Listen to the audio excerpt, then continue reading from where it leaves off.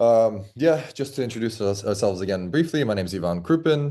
This is TC Chung, and we gave a talk to your lab YouTube channel about the recently about about culture as an additional scale of biological organization. We'll just recap kind of what the idea was first. So basically, what we're interested in, broadly speaking, is developing models of ways of thinking about cultural systems that connect up with biological scales of organization, right? So more principled ways of thinking about culture, what culture is, and how it interfaces with individual human psychology. Um, so the first kind of move we made conceptually that we think is important for making this connection is to move away from thinking about biological organization as physical entities and towards thinking about biological organization as stable processes. So thinking about an amoeba or bacteria not as the physical, like the specific molecules that are involved in the physical structure of this thing, but rather the stable processes that can interchangeably bring in other molecules, other pieces of physical substrates while persisting across time. And our proposal is that from this perspective, cultural systems, like, say, a post office, can be better interpreted and better understood as continuous with other scales of biological organization, because a post office can, like, the patterns of behavior within a post office can persist across time, even if all the individuals change, even if the building changes, et cetera, et cetera. And then we can apply this to any number of cultural systems, rituals, handshakes, the UN, et cetera, et cetera. Right? So the idea is taking your framework for organizing a hierarchical like layering of biological organization at the level of organisms. Our idea would be to extend this into cultural systems, which are also these layers of self-sustaining processes, and then you get increasing layers of these processes across time in the same way that we kind of transition from life is transitioned from prokaryotes to eukaryotes to from eukaryotes to increasingly complex multicell organisms. And the idea here is that by thinking about cultural systems in this way, we can explain this maps on to this change in the organization of human societies from small scale societies where the cultural systems are kind of boutique. Everything is very interrelated. People are very interrelated, very embedded into a particular landscape, into increasingly modularized, standardized systems that are general across landscapes, like, say, the difference between, learning through cultural apprenticeship within sort of a particular society, that kind of set of behaviors, versus formal schooling, which is very uniform across an enormous range of environments. Yeah, and so the idea is that what changes across historical time, and in fact changes across biological evolutionary time, is a change in depth of standardization. So how many like standardized processes are involved in supporting the unstandardized processes at the current top layer, right? So just to clarify, at every scale, the independent unit is doing some non-standard processes. So amoeba are doing non-standard processes in their survival. In small scale societies, people are doing non-standard processes in whatever daily activities they're doing. Same thing in highly standardized societies like ours. There's a lot of non-standard processes. People are writing poetry on computers, but that's only possible because the computer was produced through crazy amounts of standardized layers, modular layered processes that emerge across historical time. And so the idea is that this shift from small scale to large scale societies, thinking about in terms of these layering of modularizing processes, we can explain a ton of existing sociological data. And also, if we think about human cognitive systems as adapting to worlds which are increasingly structured through this modularized, layered format, we can explain a lot of the cross-cultural differences and historical trajectories in psychological patterns as well. So basically, human psychological systems grow to be efficient at operating within these modularized structures, seeing in the world discrete problems that have definite solutions and rapidly identifying them, rapidly solving them. And this is reflected in a bunch of different cognitive domains in performance on IQ tests, relational reasoning tests, formal logic, even structures of memory, et cetera, et cetera. Um, yeah, one thing just to note is that this kind of change has nothing to do with progress. It's just the claim here is that objectively something like this has been happening across history. And then the last thing is that we would say that this this kind of pattern, there's a lot. This that makes a lot of empirical predictions, which seem to be pretty well supported in the literature historically, and in some of the active empirical work that we're doing at the moment, in everything from solving different cognitive tasks to the visual system seems to be adapting to a world with a lot of standardized elements, and that gives us some what look like consistent effects in how people interpret visual illusions. It looks like you get these changes all the way down into the visual system. Preliminary results, right? So this is just a quick recap of this first kind of section of what we've been talking about. Cultural systems are self-sustaining processes in behavior space. So they organize the behavior of large-scale organisms, primarily humans. Cultural system processes become modularized in layers across historical time. This dynamic is a direct extension of the self-sustaining processes at other layers of biological hierarchy. And so thinking in these terms allows us to explain, we think, a lot of historical and cross-cultural psychological data. So Yeah. that's our first part one. I'll turn over to TC. Yeah, so in part two, we sort of went more mechanistically into how this takes place, and we also tried to think about how this way of thinking about things can help to explain certain mysteries in sort of cultural and social theory that have sort of been long-standing mysteries. And so the first thing that we talked about is what exactly is happening when all of these different materials are being mobilized by the cultural process to help to sustain its continual unfolding in time.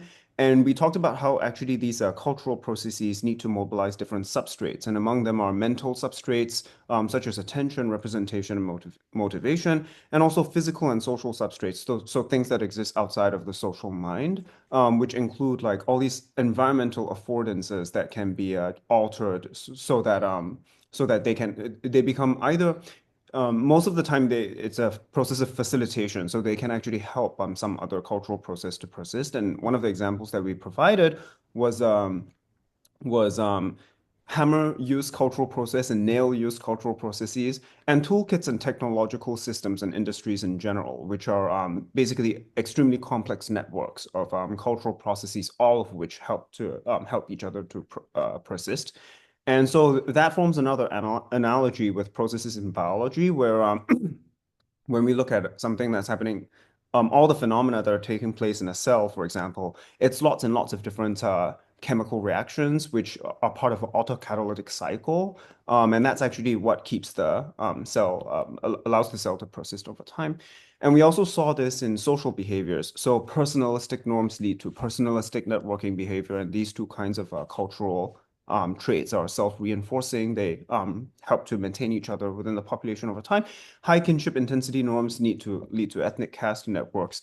And there's lots of game theoretic social behaviors that have sort of the same effect as well. And after this, we looked at some of the examples that we provided previously for this change in depth of standardization that we were introducing previously, such as replacing sort of fashioning tools by hand, fashioning physically built structures by hand, such as beds, with fashioning sort of like things out of materials that have already been shaped, like, for example, assembling a bed out of IKEA, or or changing from types of social exchange, which are incredibly affected by relationship history of the people involved, and the community history, incredibly affected by lots and lots of other social details of the situation, versus the kinds of transactions and social exchanges that can happen in large-scale societies, which often take place within a specific domain. So only things within that domain affect that transaction. Other aspects of the social identity of the people involved within that social exchange, they don't affect the transaction at all. So we talked about how there seems to be this general change in the quality of some of these cultural processes that happen over time. And we talked about two things that appear to help that appear to account for this change, which is that all kinds of cultural processes appear to take place in a more decontextualized and a more compositional way.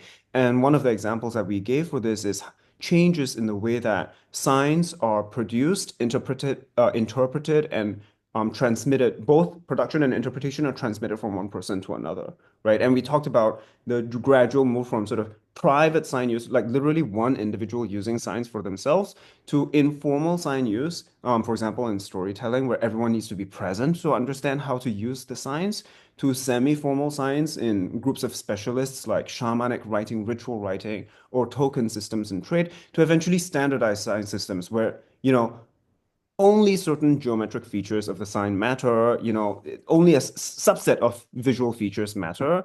The signs, they don't really interfere with each other's interpretation in a very complicated way, like, for example, informal or semi-formal signs can. And so there's this kind of decontextualization and compositionality in both the use and the production of the sign.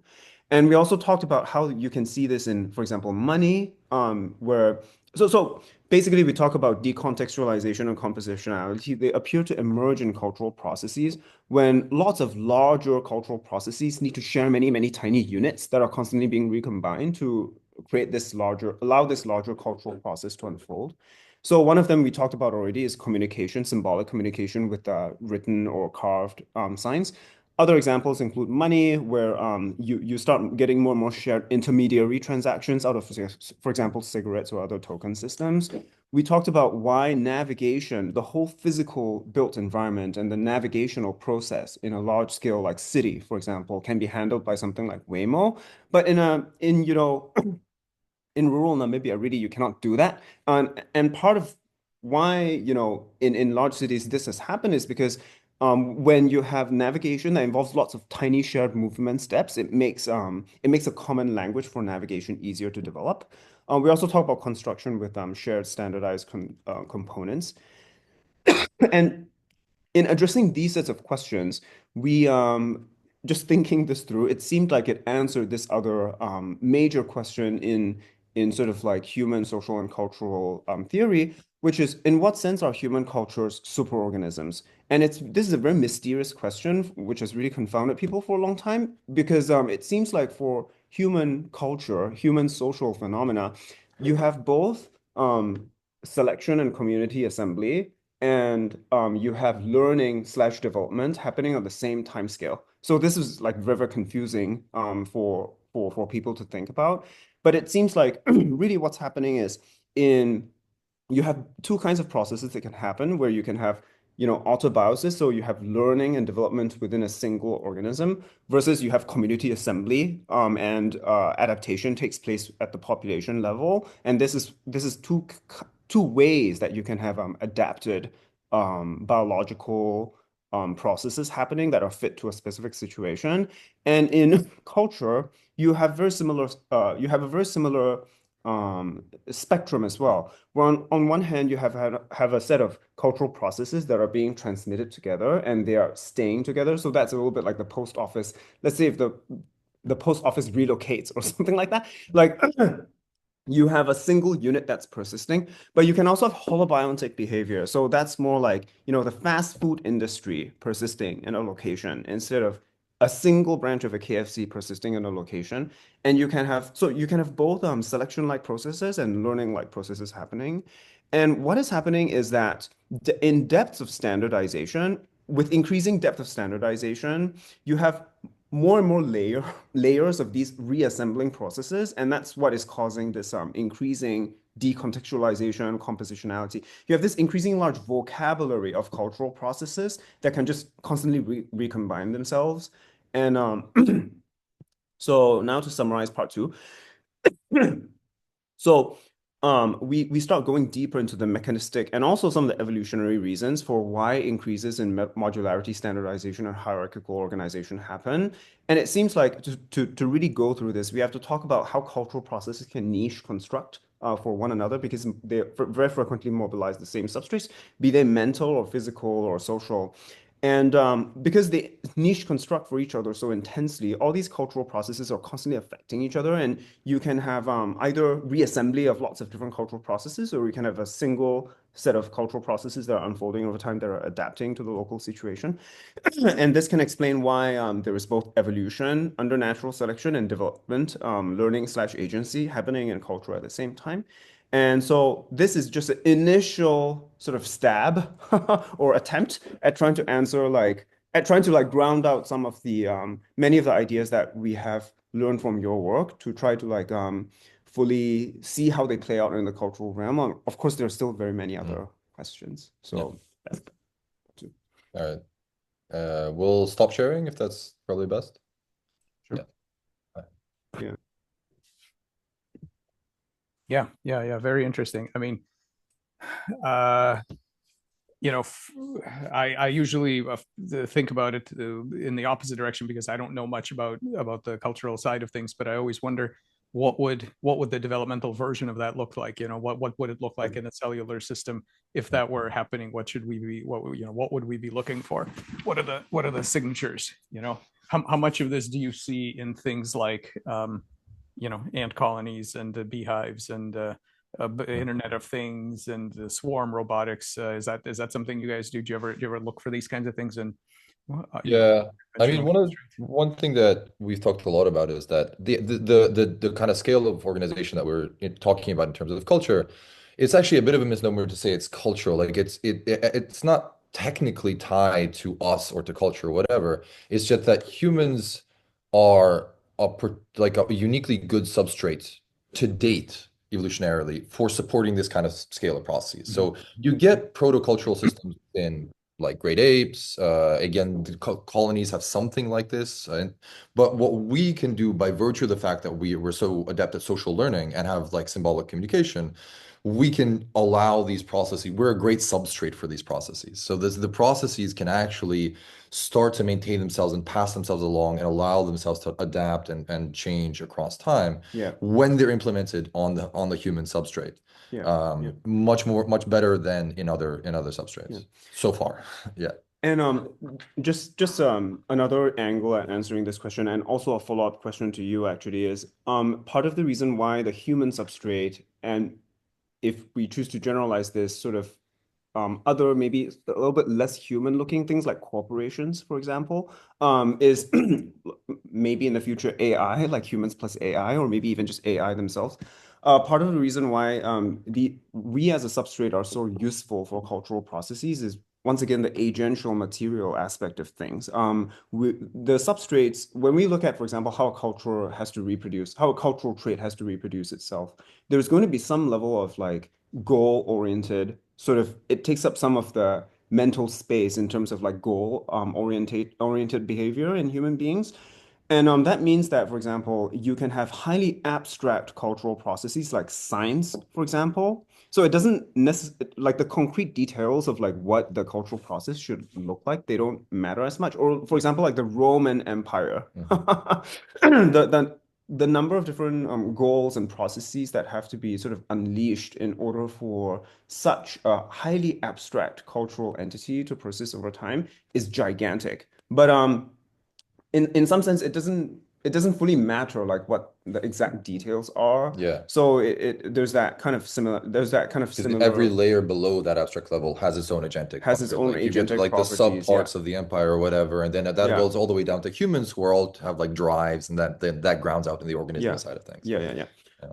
One question I think would would be very interesting for us to know more about is because from what I understand in the biological side of things, you can Organism. have the organismal side of things. You can have microbial mats, you can have biofilms.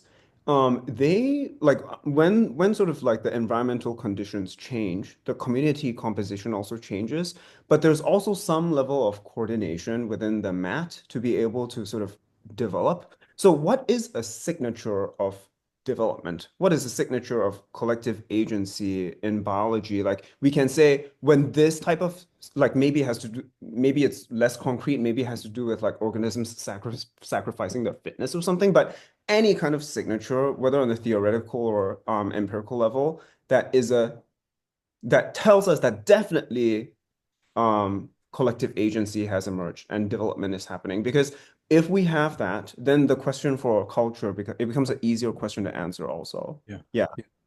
Yeah, that's a great question. I mean, I think fundamentally what you're asking is how do we recognize an agent and the borders Yeah. between an agent and their world? Yeah. Because as far as I understand, all intelligence is collective intelligence.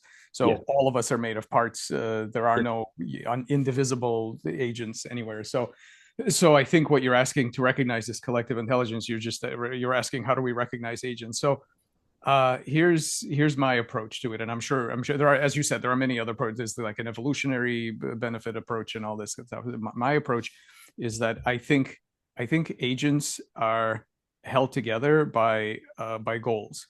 In other words, if your parts are aligned towards some specific goal, then you can draw a boundary around, okay, what are all the parts that are aligned towards this goal, and that's your agent. Now goal, it comes from literally asking what an embryo is, because when you look at an embryo, what you're seeing early on is a blastoderm of a couple of 100,000 cells. What are you counting when you say there's one embryo? What is there one of? Well, what there's one of is alignment. It's a story that all of the cells are committed to. They're all committed to the same story. They're all going to go to a particular location in anatomical space. And there's a goal that they have that has a certain size. It might be a limb or a whole embryo or whatever it is. And what you're counting is the fact that all of them agree on this. And if you cut them in half, you'll have two agents or more, because they'll have independent, that will happen independently. But so then that requires a couple of things. First of all, then we have to answer the question of, well, who gets to determine what a goal is? And I think this is very much an empirical process, because what you can do is you can hypothesize a goal, but then you have to do the hard work of actually proving that the agent cares about it and that has some degree of intelligence to get there. So what you're basically doing is, at that point, is you're doing perturbative experiments to block them from their goal. So Yeah. if I think the goal of this set of cells is to build something, I'm going to put some kind of barrier in their way, and then I'm going to see what they do, and if they have some degree of resilience so that they can come back to it. And it's not just for damage; it's for all kinds of things. It's for changing the, in the examples that I talk about this stuff, you can make fairly radical changes to the hardware of the agent itself. You can change the parts, not just the environment, but actually its own parts. And things we call alive are things that are really good at getting their goals met, despite the fact that all kinds of things are going wrong. Yeah. Then you can also have things like they can shift goals. So if I take cells and I make it completely impossible for them to make a frog embryo or a human embryo, they will make a xenobot or an anthrobot. If you push them far enough, they'll go to a different goal and they'll make something else. It'll still be a coherent thing that they do, but it'll be something different. So you have to do these perturbative experiments. And I also think that different observers can see different goals and they can both be correct. I don't necessarily think that there's a privileged single position. So there could be multiple different perspectives on this. And then you have to deal with the fact that the cognitive light cone is actually flexible. It can shift. So the same system can pursue larger goals or sometimes smaller goals, or sometimes it can fragment because pieces of it decide to go off and work on something else and ignore that this is cancer. This is what we study in cancer, is when the border between the self and the world shrinks for some components. Yeah. So that's what I think you could be tracking is some degree of goal directedness. Yeah. Yes. Yeah. Yeah. And I mean, I think that resonates very well, I think, with our conception of things. Again, Yeah. there's a lot of work to be done in formalizing stuff, but you think about like ritual practices, right? As an example, they persist across time and consistently will reproduce even with large perturbations, right? The community can move somewhere, there can be a drought, somebody could like the head person can die, and you still get a really stable kind of configuration of behaviors that are happening. And then you can scale all the way up to, corporate systems that are going to survive whatever series of changes and persist across time. They can be quite hard to kill. Similarly with the like down processes and becoming more local, I mean, there's a lot of work on sort of scales of cooperation, and one can imagine like nepotism, right? So you go down a level and then suddenly you're cooperating at this level, and that's pursuing a goal of like advancing family, whatever, success at the cost of larger scale cooperation. So I think in that sense, on the process level, there's certainly a lot of parallels. There's huge. And it's really fascinating that the way you're talking about this, because we have recently been thinking about like morality and ethics and sort of like the different moral foundations and what they're actually doing. And I think you might have heard about this whole like there are the hedonic foundations and there are the binding foundations, and the hedonic foundations are like care versus harm and equality slash proportionality. But the binding foundations are loyalty, authority, and some people call purity, but really what it is sanctity or divinity. It's the capacity to say that some goals they are just worth it, you know. Their value are not changed by practical concerns like comparing it in the context of other goals. Like for example, like it's sort of like if you're married, like you're not gonna say like, oh, if someone's gonna pay me this amount of money, I'm gonna marry another like that type of the capacity to show that kind of commitment. And we've just been talking about this because from sort of like the game theoretic understanding of morality and coordination, it's assumed that everything is known. It's assumed that morality and cooperation exists independently of learning. Like the contract specifies everything, and there is nothing that is unknown. So like the cooperation has nothing to adapt to. But really, once you start thinking about cooperation as something that also has to maintain itself in the face of unexpected challenges, then the binding foundations suddenly become extremely important. So And yeah. yeah, so on the there's some other things, Yeah, but but just briefly, yeah, developing the same thought. It's like yeah, one can think about one of the things that we thought about a lot about is that like w- taking a very anthropocentric perspective, we have very strong anthropocentric intuitions, yeah, which we think is one of the reasons it's very hard to see cultural processes. To your yes, point about like observer dependent understanding of what goals are, if you think about only humans and our individual goals, it's hard to see that like a value system can yeah, have goals yeah, and can have adaptive features to one degree or another. And yeah, so yeah, the adaptive features can one of the adaptive features of a value system can be that it rules out questioning the value system. yeah, And that makes it more a better survivor within what yeah, we've been calling like behavior space. yes, yeah, It's going to survive better. It's going to like maintain itself better. And so yeah, like from that perspective, another set of sort of ideas within social science, we yes, think yeah, we get Yeah. more traction on them. Yeah, and it's interesting. I've been told, and I don't know if this is true or not, but I've been told that one of the things you're not allowed to do in court is to question the validity of eyewitness testimony in general. So what you Mm. can't do is show up and say, "Look, witnesses screw up all the time," and because and that's a way of preserving the system as a whole, right? You can talk about specific cases within the system, but you can't come back and say, "Look, the whole thing is sort of misguided. The whole witness testimony thing is misguided." You're not allowed to do that. Yeah. So that if assuming that's true, that I think that's an example of the kind of thing you're talking about. It's a self-protective kind of Yeah. Yeah, mm, exactly, exactly. yeah, yeah, yeah, Yeah, and we yeah, think that there's lots of things here. We've talked a lot about like how these systems would have immune responses in some sense, yeah, where you have some mechanisms where if people start violating and like undermining things, you get reactions in various ways. I mean, cultural yeah, conservatism in some sense mm, it has some of these properties, yeah, et cetera, et yeah, cetera. yeah. Yeah.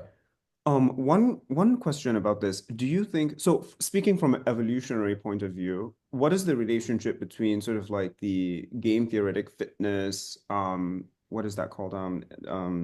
Where fitness is extended between lots of different individuals. Mhm. What is that called? Inclusive fitness. What's the relationship between that and the agency that you were talking about? Do you think, in your way of thinking, is there an agent to the extent that there is a group, there's a collective that has, yeah, Fitness, what is that called? Inclusive fitness, inclusive yeah. fitness. yeah. So I don't spend a ton of time thinking about the fitness aspects. You could talk Yes. to Richard Watson at the University of Southampton. Yeah. He's the best person to talk about that aspect of it. But I do think that these things, groups will often acquire collective goals and things like that are not at all necessarily known to the members of the group.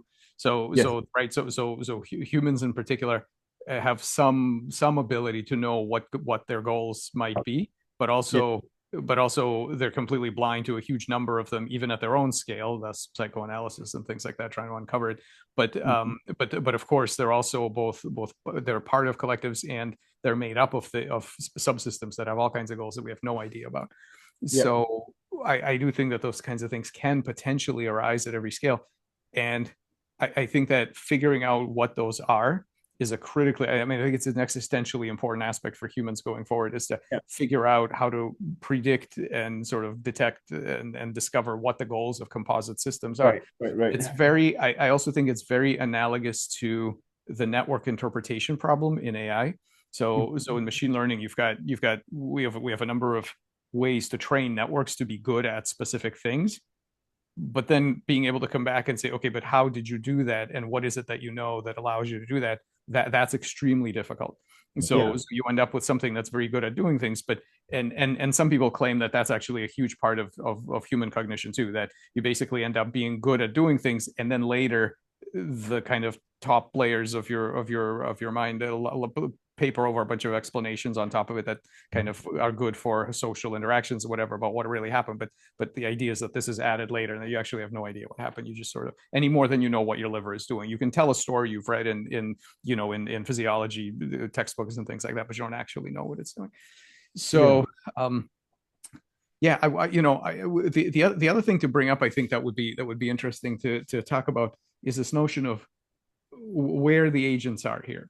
So up until now, I think, and you touched on this a little bit, but we've been talking about agents that are basically physical systems, whether you've got cells or embryos or humans or populations, whatever.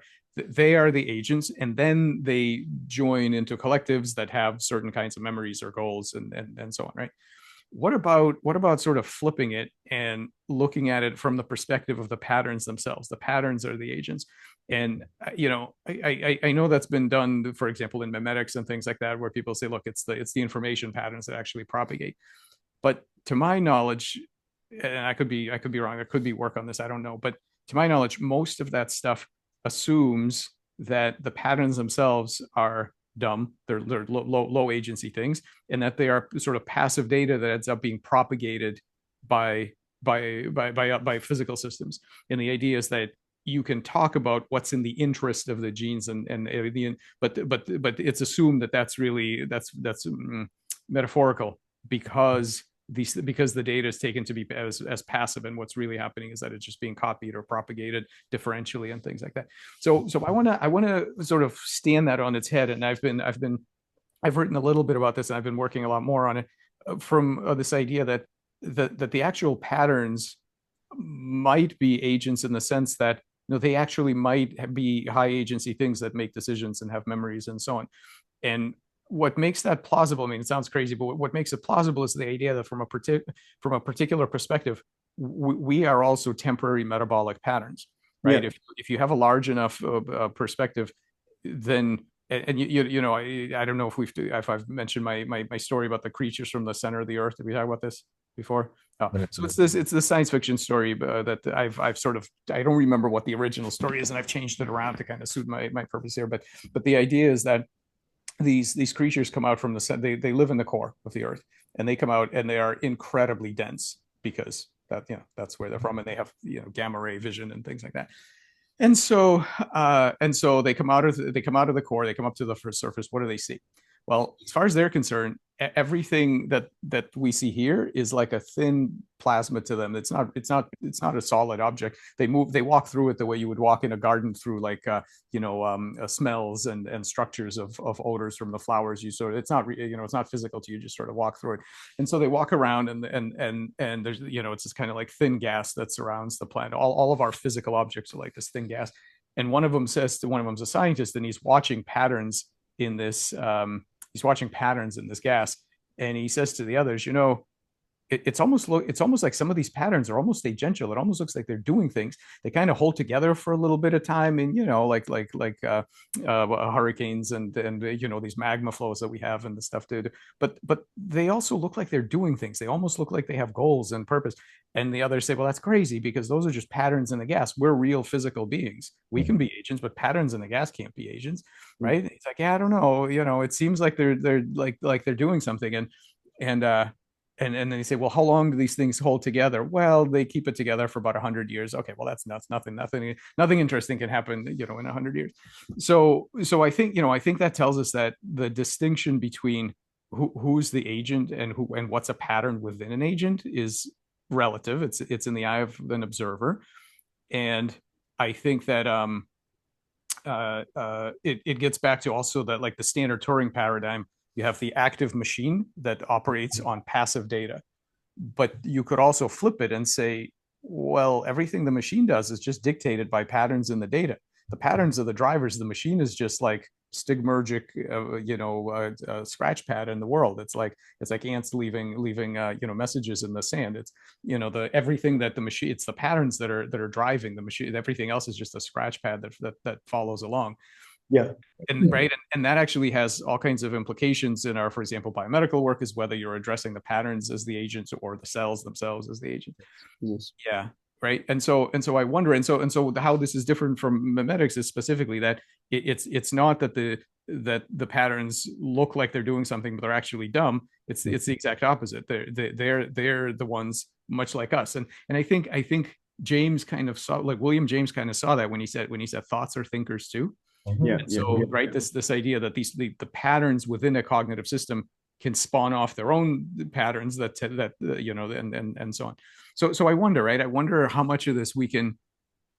And the reason I bring this up is because you were talking about fitness and everything, and my bias is that the way we should think about this is not in that some patterns are evolutionarily more fit and therefore will get copied as passive data.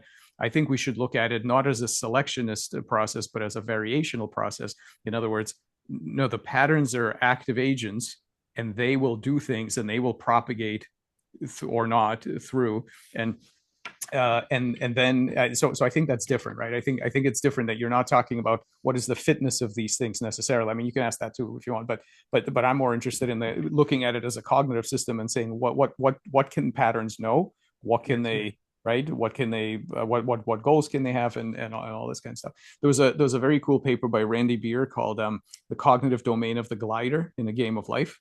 And what's super cool about it is that there are not actually, if you want to be a kind of a reductionist about it, there are no gliders in the game of life. There are just pixels that turn on and off. The gliders are an imaginary they're an imaginary construct observed by our visual system as we try to make sense of what the thing is doing, and yet it has a cognitive domain. How is it that how is it that a pattern has a cognitive domain, and what does that mean? I think it's an extremely prescient paper. So anyway, so that's what I think we can also think about in your case. Yeah. Just a quick question. Can you describe what are the sort of features of a variational process that make it different from an evolutionary selection process? Yeah. And this is something else that Richard Watson emphasizes. A selectional process means you generate a set of variants of something, usually at random is the assumption, and then most of them disappear and one of them propagates forward, and then you do that again and again. That's a selection, that you're generating a whole bunch of variants, and then one gets to go move, or some number of them get to move forward and the others don't. A variational process is more like learning, where when you learn something, you didn't generate a million copies of yourself at random and pick out the one whose brain looks like it has that information. That's not what happened. You had exactly one, cognitive unit, and you manipulated it. You transformed it somehow so that it's closer to what it needs to be. Right. So those mechanisms tend to be, those kinds of things tend to be more there's not as much randomness there, because you can't lean on randomness for that one. You have to explain what is it that was done. So you need a mechanism for it, like what is it that was done to change that brain or whatever learning system it is, and how, in order that it retains and then deploys this information. You can't just you can't assume the randomness thing.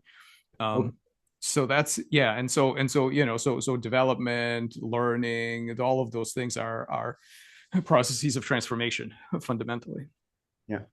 Closer to autobiosis in the description than the technology that we've been using. So I think that just sort of to jump in briefly, I think this whole way of talking is extremely close to R. to our hearts. And so, because we also think that it's exactly like this, that first of all, we need to be really comfortable taking really massive perspective shifts and Yeah. moving away from this, especially like anthropocentrically, this assumption that humans are the agents and anything above humans is something dumb and some mimetic Yeah. that's. Yeah. And I think that, well, actually, eventually, if one thinks through just these like layers of processes, humans end up occupying a really strange position because on one hand, we're a collection of biological processes. On the other hand, we serve as substrate for many different patterns at the behavioral level concurrently. So Mhm. we participate in post office and handshakes and chess and corporations all at the same time at different levels of abstraction. And so we have this kind of interesting dynamic. And then you got competition between layers where you've got like cultural Yeah. systems pushing Yeah. us in one direction, and then the organismal level is like this is no. At some point, there's limits that are posed by the organismal level. Yeah. So one example we've sort of thrown around is like the Industrial Revolution, where you get these cultural systems which are like, oh, the factory is the most efficient thing that's going to persist the most, going to spread the most. It's got these all these really cool properties, but at some point you're putting kids in factories for 16 hours a day, and there's something basically organismal level that's going like, this is not sustainable. You can't do this, and so you get changes that have to adapt to that. Um, and I think there's interesting questions about culturally, historically, what how that plays out.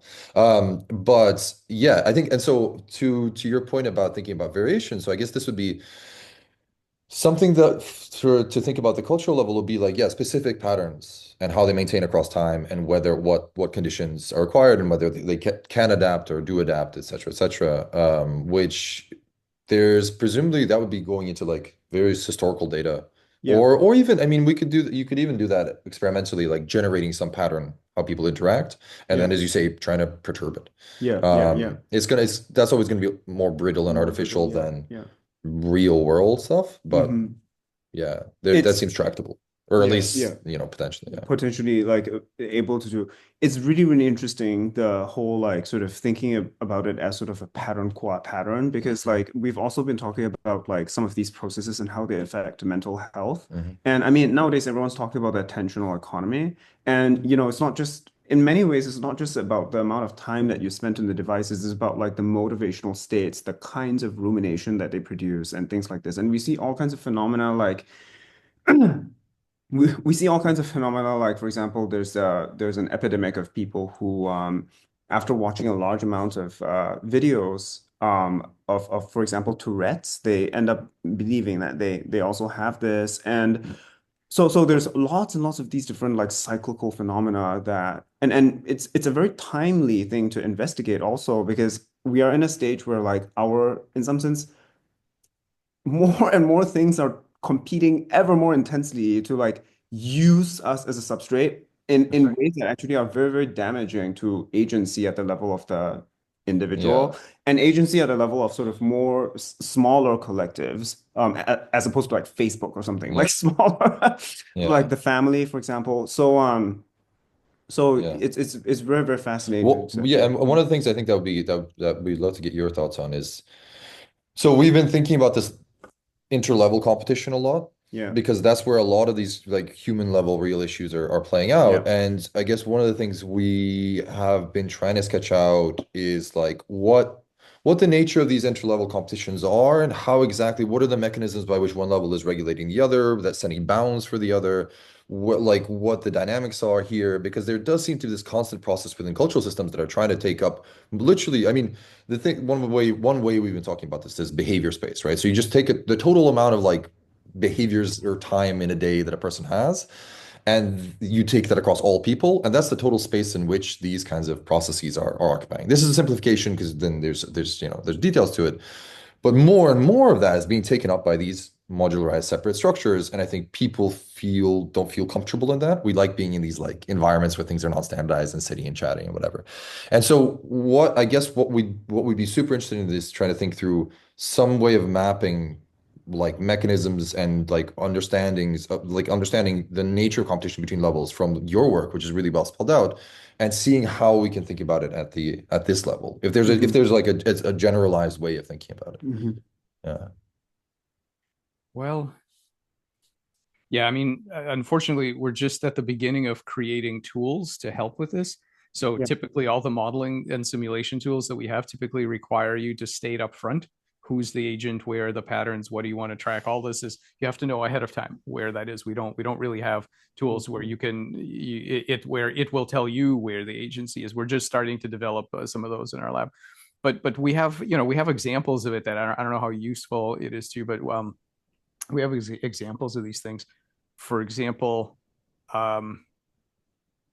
one could imagine. So we've made a line of flatworms, planaria, where, and it's not a genetic line. There's nothing different about the genetics, but what is happening is that it's kind of like a, those perceptual bistability illusions, like a cube, like the Necker cube or the rabbit duck thing. Yeah.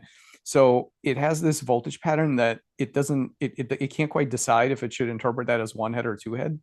And so when you cut the thing into pieces, it sometimes you get one head and sometimes you get two. It's in fact, pieces from the same animal don't agree. They'll pick different, well, according, there's a ratio that they'll pick.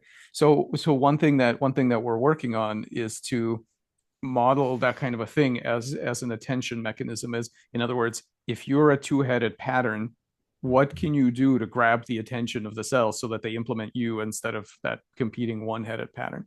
And another example of that are the memories from caterpillar to butterfly. So if you're a memory in the brain, in the brain and body of a caterpillar, you are never going to persist if you don't change, because the actual memories of a caterpillar are useless to a butterfly. The butterfly lives in a different world. It wants different things. It moves in a different way. Specific memories are useless. But if you are either able to change or at least are changeable such that together, say, I don't know how much work each side is putting in, right? How much is the pattern and how much is the brain of the butterfly? We don't know that yet. But if you're at least amenable to change and you can resonate with the brain of the butterfly, you could be remapped, and in fact, that's been shown that some of these kinds of things get remapped into the thing that the butterfly actually cares about. So again, you've got this idea that you might, as a pattern, what can you do so that you grab the attention of this system that you're going into, right? And I guess the final thing, the other thing that comes to mind here is when we inject, we can inject a specific kind of ion channel into the tail of a tadpole, and what that's going to do is set up a little voltage pattern that says, build an eye here, you should be an eye. And if we do that, the cells that we inject start telling their neighbors, you should help us build an eye. Let's build an eye. And we know that because if you take a section through those eyes, you can see that there's a few cells that we injected, but there's all these other cells that are participating that we never actually touched, right? So, okay, but at the same time, there's a cancer suppression mechanism where the other cells are seeing this bioelectric pattern and they're saying, no, you're crazy. You should stay skin, or you should stay gut, or whatever you're going to be. And so what you have there then is really a battle of worldviews. You have a battle of models about what should we be? Should we be an eye? Should we be skin? What should we be? And I don't know if which of these is better yet. We will find out. Or maybe they're both useful, whether we should be looking at this as a competition between cells. And I really don't think so. I really think this is a competition between ideas or visions, such as cells can maintain. One says our future is being an eye, and the other one says, nah, we're going to be skin. And those patterns compete, because some cases you get a nice eye and the eye wins out, and some cases you don't. They start making an eye and it goes away and it goes back to being skin. The other side wins. So it's this like we can watch you can see the patterns, and so there you have a competition for the attention of the physical of the machine. So maybe, and this is all very like state of the art stuff, so I don't know I'm just guessing here as to what the right way to think about this, but maybe it's some kind of a new formalism where the data are not passive, but the data compete for the attention of right. And again, it all sounds like mimetics if you assume that the data are stupid and that it's just selection forces. But I don't think you can assume that at all. I think that the quote unquote, I think all of us are data. And we are, to some extent, we are all data are somewhere on that spectrum of agency. And so they may be putting forth some amount of effort to make sure that they get noticed, to make sure that they get paid attention to, and so on. Yeah. I think that's right. I mean, one thing, just briefly, again, aligning with your perspective that we've thought about, is a kind of phrase that we thought about is that all structure is process a step down. So Yeah, everything yeah, that looks yeah, like structures, if you take a step down, it's some sort of process, and the process is often agentic in some way. I mean, it yeah, has, yeah, if yeah. it's stable enough to, in spite of environmental perturbation, persist, you basically. So I think the one thing to say is that we completely agree with that, and Yes. that would apply to the sort of cultural systems that we're interested here as well. Um, Yeah, yeah, yeah. yeah. Just curious. So I've heard you talk about this idea quite briefly in some podcasts and in some YouTube thumbnails about this kind of like Platonic idea. Was that where the cave idea came from as well? Like Mhm. the It's people. yeah, it's not the cave part, it's the other part. And my vision of it is not really close to what Plato himself, Yeah. I think, said, but I was just trying to use words that kind of give an idea of things people are used to, because mathematicians talk about it that way. My Mm. point was that there are patterns that are functionally important, certainly for biology, certainly for physics, possibly for psychology, and so on. There are patterns that are not specified by anything in the physical world. In other Yeah. words, there are truths of mathematics there are patterns that if you start looking for the things biology likes as causes, so that we like history, meaning evolution, right? It is this way because it has a history of selection, and physics, it is this way because the laws of physics make it so. Yeah. So there are plenty of things that are, and the most conventional aspects of it are aspects of mathematics. This is what a lot of mathematicians believe, that these are not set by either of those things. There is no history of evolution for these mathematics things. There's nothing you can change in the physical world that will make E be a different number than it is now, the natural logarithm. And Yeah. and Feigenbaum's constant and things like that. There's nothing you can do that will change that. Mhm. So my point is simply this. I make the claim that there is this, and so what the mathematicians often, at least some of them, what they say is that what we are doing is exploring this pre-existing Platonic space of patterns. They Yes. are We do not invent them, we discover them. They exist. It's structured space that you can investigate, and that's what we're doing. So my point is this. Yeah, the low agency parts of those are what we look at, what we recognize as mathematical facts, but Mhm. there are also other patterns that are much more active and much higher agency that we would recognize as kinds of minds. And that Yeah. basically what's happening here is that when we build interfaces into that space, and that could be anything from a dumb triangle to a cell, a robot, or whatever, a biobot, embryo. When you make these things, what you're really making are interfaces into pointers into that space. And so that's why I talk about the Platonic space, because I think many of the important patterns that we need to deal with, certainly in biology, don't come from this space at all. And to say that, and to say that they're emergent, which is what the conventional view is, just to say, wow, that's, you don't need a whole other non-physical space. People don't like that kind of stuff nowadays, and so they'll say, I forget that. Just say they're emergent.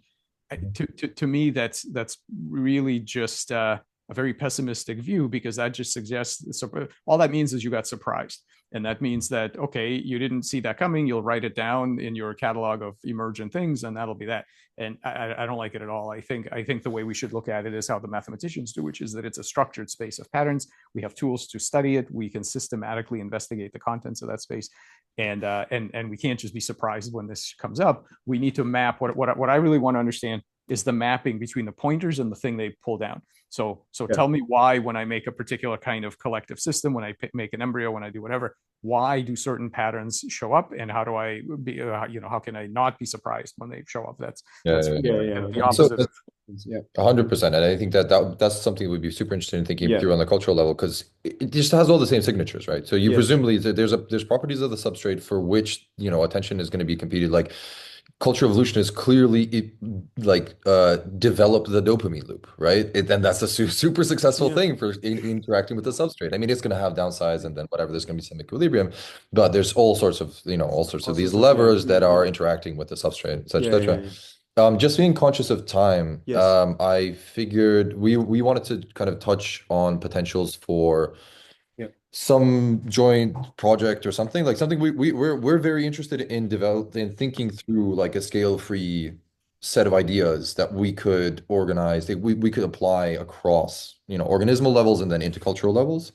even, I mean, first pass, just like just kind of general description. Look, if we think about these as processes, all this stuff that we've talked about in terms Yeah. of like structure actually being better understood as patterns that are agentic to some degree and interacting with substrate, Yeah. giving a general description, going like, guys, if you think about it from this perspective, and we step away from anthropocentric intuitions, if we step away from this attachment to like individual bodies that we need to point to, the actual fundamental thing is continuous right across, right into culture, right into these Mm. larger scales of organization. And we would really love to work with you on some sort of For sure. Yeah. like, yeah, Yeah. project that would describe this general view. Because I Yeah. think that would be super, it would be certainly super interesting for our domains. Yes. Because we even have a pretty good sense of how we would plug in where psychology then comes in, right? Yes. So Yeah. Yeah. all Yeah. the Yeah. culturally changing parts of psychology are just these systems building affordances for themselves Yes. to then persist more and more Yeah. Yeah. effectively, Yeah. right? So And just to maybe, because this could go as deep as we want, or or yeah, it there's a could lot. bound itself somewhere. So I think even just because it is true that eventually we can hit even just purely at the conceptual level this kind of universe of structures with agency. We can go all the way until we hit there. But just to I think one good place even to start is just to notice that there's so much material about the emergence of collective about okay, no emergence about collective agency coming out through variational processes already in biology, which I think even just thinking about what is happening at the more sort of cultural levels, using the same set of tools, I think already it would just incredible to do that. Mhm. Yeah. And I suspect that just even having an initial step in terms of just laying all of this out in a very systematic way, in a way that people in cultural evolution and the social sciences will understand better, would already contribute hugely to the conversation. Yeah. Mm.